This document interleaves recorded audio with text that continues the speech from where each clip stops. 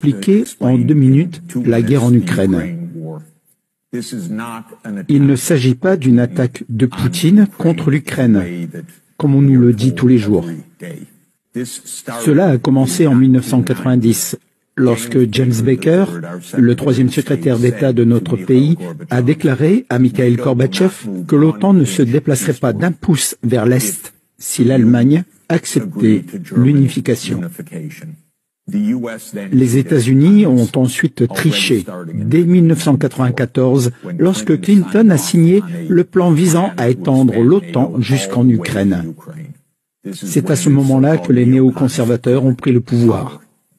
L'élargissement de l'OTAN a commencé en 1999 avec la Pologne, la Hongrie et la République tchèque. Ensuite, les États-Unis ont mené des bombardements sur la Serbie en 1999. Une utilisation de l'OTAN pour bombarder une capitale européenne, Belgrade, pendant 78 jours consécutifs pour briser le pays. Les Russes n'ont pas beaucoup apprécié cela. Mais même Poutine a commencé à être pro-européen, pro-américain. Il a même émis le souhait de rejoindre l'OTAN, lorsqu'il y avait encore l'idée d'une sorte de relation et de respect mutuel.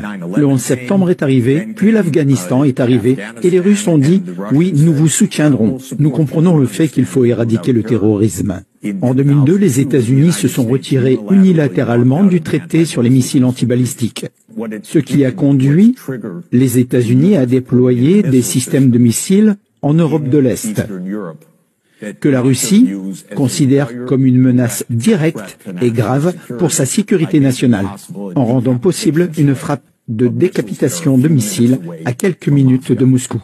En 2004-2005, nous nous sommes engagés dans une opération de changement de régime en douceur en Ukraine, la soi-disant première révolution colorée. Mais en 2009, Yanukovych a remporté les élections et est devenu président en 2010, sur la base d'une neutralité pour l'Ukraine. Ainsi, le 22 février 2014, les États-Unis ont participé activement au renversement de Yanukovych. Ils ont intercepté un appel vraiment compromettant entre Victoria Nuland et l'ambassadeur des États-Unis en Ukraine, Jeffrey Piat, qui était jusqu'à aujourd'hui un haut fonctionnaire du département d'État. Et ils ont parlé de changement de régime, donc créer un nouveau gouvernement. Ensuite, les États-Unis ont déclaré « Ok, maintenant l'OTAN va vraiment s'élargir ». Et Poutine n'arrêtait pas de dire « Stop, vous avez promis qu'il n'y aurait pas d'élargissement de l'OTAN ». Estonie, Lettonie, Lituanie, Bulgarie, Roumanie, Slovaquie, Slovénie, 7 pays de plus. Pas un pouce de plus vers l'Est, ont-ils dit. Le 15 décembre 2021, Poutine a mis sur la table un projet d'accord de sécurité entre la Russie et les États-Unis. Le principe de base est qu'il n'y aura pas d'élargissement de l'OTAN. L'opération militaire spéciale a commencé et 5 jours plus tard, Zelensky a dit « D'accord, d'accord, neutralité ». Et puis les États-Unis et la Grande-Bretagne ont dit « Pas question.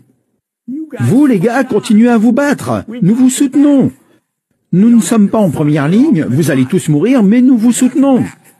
Cela représente 600 000 morts parmi les Ukrainiens, depuis que Boris Johnson s'est rendu à Kiev pour leur dire d'être courageux.